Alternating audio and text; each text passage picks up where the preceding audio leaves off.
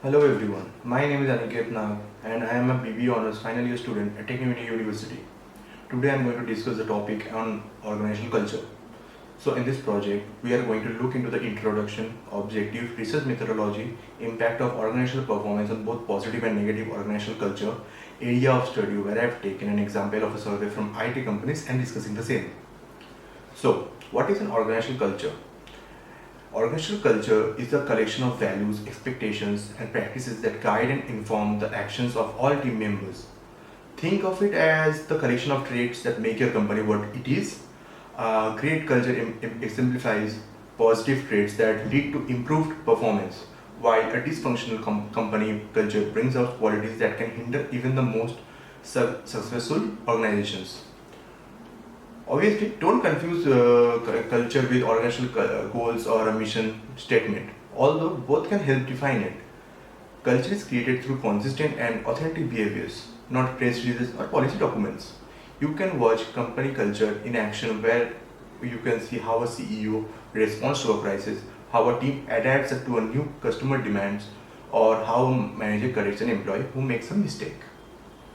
Okay, the next point is the objectives of this project.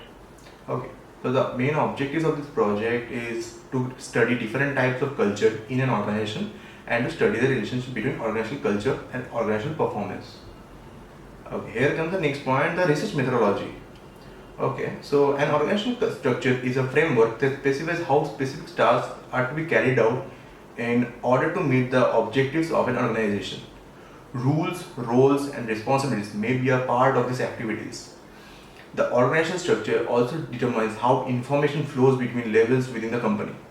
Examining various organizational cultures and determining whether there is a significant relationship between organizational culture and performance are the main objectives of the current study. The necessary information was gathered using specific questionnaires, analytical and descriptive methodologies. Impact of organizational performance on positive organizational culture. Increased productivity. What we mean by increased productivity? It is like in an environment with a positive organizational culture, worker productivity will rise. That's simple. Everyone knows that in an environment with a positive organizational culture, worker productivity will rise anytime. When people feel like they belong, they will feel more empowered and productive. Employees are more likely to go above and beyond if they feel invested in the company. Okay, the next is improved employees' health and well-being. When it comes to their well-being, employees are completely overlooked. Although they typically spend the most time at work, they also stand to gain the most from a positive organizational culture. This may cover anything from how many breaks they get to what they eat at lunch. Okay, the next is increased customer satisfaction. The company makes more money when the most satisfied customers are. A strong organizational culture will increase customer satisfaction. Customers are more likely to stick with a company that has a positive workplace culture and content employees. Higher levels of innovation. The creation of novel methods, practices, or productions is innovation. When the workforce is highly engaged and motivated, there are opportunities for innovation to take place. Increased employee collaboration will make the workplace a more innovative and creative place to work.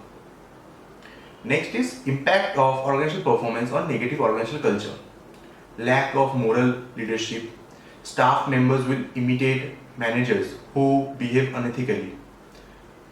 Business will eventually be affected by the unethical environment since the staffs will begin to defend themselves by hiding their work from their managers and co-workers.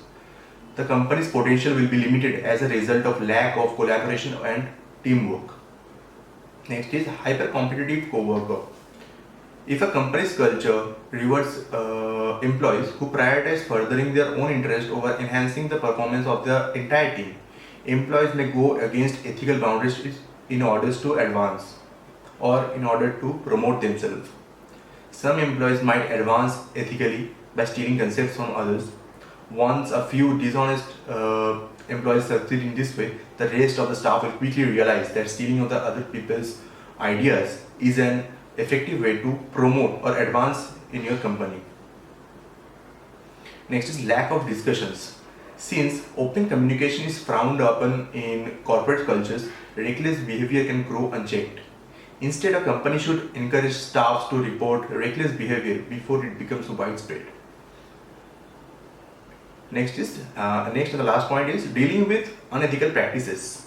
If there have been repeated unethical behaviors such as stealing from the supply room or taking 2 hour lunches, it will be specific about what you want to happen.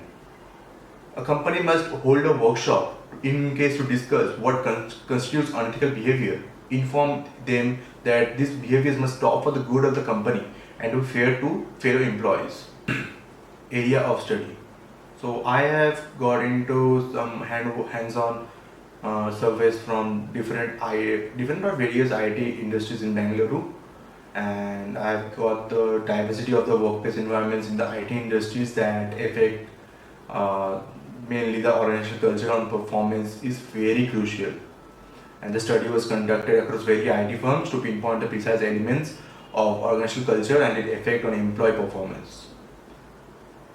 So, all of Bangalore's IT companies were given access to a Google survey link, and it was found through the survey that out of 230 responses, the largest percentage, 36.1%, belongs to 36 to 45 age group. In addition, 57% respondents are men compared to 43% of respondents who are women. The majority of the responses it has been found are from men. Out of 230 responses, 40% have experience ranging from 2 to 5 years. The remainder are sprinted. 39.1% of people have monthly incomes between 10 to 25,000, 33.5% between 26 to 35, and 0.4% have monthly incomes of more than 55,000.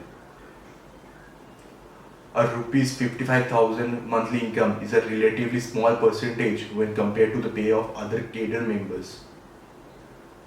So in conclusion, to summarize it in this topic, I have reviewed what defines organizational culture, how it is created and how it can be changed. Corporate culture may be greatest strength or a serious limitation for a company, depending on whether the values held are in line with corporate strategies and environment demands. Even though changing an organizational culture is difficult, success of the organization may require the change. Leaders through their actions, role modeling, rule making and story creation serves as instrumental change agents. Thank you for giving me the opportunity.